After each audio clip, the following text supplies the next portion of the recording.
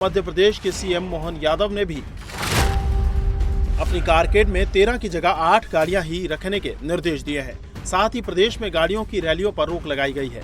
CM ने मंत्रीगण और नवनियुक्त निगम मंडल के पदाधिकारियों से भी पेट्रोल डीजल की खपत कम करने की अपील की। सीएम मोहन यादव ने ईंधन खपत घटाने के निर्देश दिए तो मध्य प्रदेश के ऊर्जा मंत्री स्कूटी की सवारी करते नजर आए। वहीं निगम मंडल के पदाधिकारियों को ई रिक्शा की सवारी करते देखा गया। निश्चित रूप से देश के यशस्वी प्रधानमंत्री माननीय नरेंद्र मोदी जी ने देश के हित के लिए, आने वाली पीढ़ी के लिए आह्वान किया है और ये आह्वान सबके लिए है। हम सब लोग इस आह्वान का पालन करेंगे और देश के लिए थोड़ी सी सुख सुविधाओं में कटौती करेंगे। माननीय प्रधानमंत्री जी के आह्वान पर आज हम सब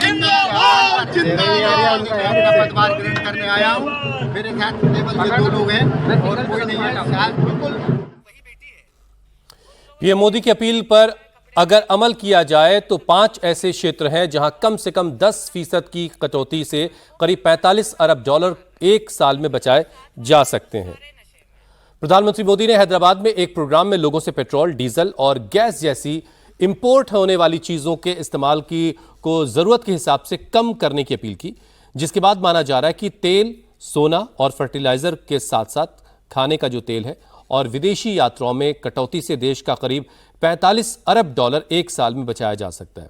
एक रिसर्च के मुताबिक अगर भारत कच्चे तेल के आयात में सिर्फ 10% की कमी ले आता है तो करीब $13.5 अरब की बचत इसी से होगी। सोने की खरीदारी 10% अगर कम कर दी जाए तो लगभग $7.2 अरब देश में ही बच जाएगा। फूड ऑयल के आयात में 10% की अगर कमी कर ली जाए तो $1.95 अरब बचाया जा सकता है। सबसे बड़ी बचत उर्वरक यानी खाद के आयात में कमी से की जा सकती है। अगर रासायनिक खाद का इस्तेमाल आधा कर लिया जाए तो देश लगभग $7.3 अरब बचा सकता है। इन 4 क्षेत्रों में थोड़ी सी कटौती से कुल मिलाकर करीब $30 अरब की बचत मुमकिन है। That today we are in a situation where, unlike other countries in the world, which have had to either face severe problems in terms of availability and supply, or where prices have gone up 50-60%, the Honorable Prime Minister's statement is very visionary. It looks to the future. There are certain activities which we can curtail.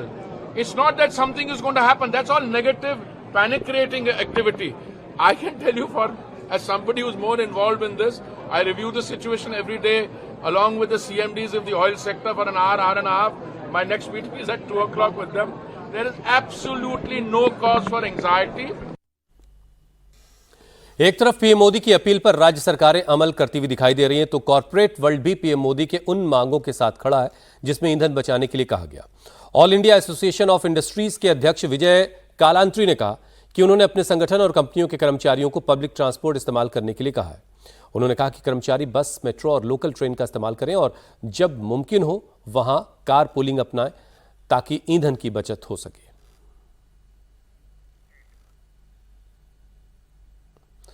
और अब देखिए दिव्यांगजनों के लिए हमारा खास bulletin. Maharashtra के सांगली में मंगलवार को बड़ा हादसा हो गया। तेज आंधी तूफान की वजह से एक मंदिर की दीवार गिरने से 6 लोगों की मौत हो गई, जबकि हादसे में 25 लोग घायल बताए जा रहे हैं। घटना के बाद मौके पर अफरा तफरी मच गई। स्थानीय लोगों और प्रशासन की मदद से राहत और बचाव का काम शुरू किया गया। घायलों को तुरंत नजदीकी अस्पतालों में भर्ती कराया गया। दरअसल कई श्रद्धालु आंधी तूफान से बचने के लिए दीवार के सहारे खड़े थे, तभी तूफान से उखड़कर एक टीन शेड दीवार से जाकर टकराया और दीवार भरभराकर श्रद्धालुओं पर गिर पड़ी। कांग्रेस नेता राहुल गांधी ने सीबीआई के नए डायरेक्टर की चयन प्रक्रिया को लेकर असहमति जताई है। उन्होंने पीएम मोदी को एक चिट्ठी लिखी। चिट्ठी में राहुल गांधी ने सीबीआई के नए डायरेक्टर की चयन प्रक्रिया को लेकर सवाल खड़े किए हैं। राहुल गांधी ने चिट्ठी में लिखा कि वो किसी पक्षपातपूर्ण प्रक्रिया में भाग लेकर अपने संवैधानिक कर्तव्य का उल्लंघन नहीं कर सकते। विपक्ष का नेता कोई रबर स्टैंप नहीं है। दरअसल सीबीआई के नए डायरेक्टर की नियुक्ति को लेकर मंगलवार को प्रधानमंत्री के आधिकारिक आवास पर सिलेक्शन कमेटी की बैठक हुई, जिसमें राहुल गांधी भी शामिल हुए। जम्मू कश्मीर में शराब की दुकानों को लेकर सियासी बवाल मचा है। मुख्यमंत्री उमर अब्दुल्ला के बयान पर उनकी ही पार्टी के एक सांसद ने कड़ा ऐतराज जताया। बारामूला के सांसद आगा सैयद रहुल्ला मेहदी ने कहा कि उमर अब्दुल्ला पार्टी की नीति से पीछे हट रहे हैं।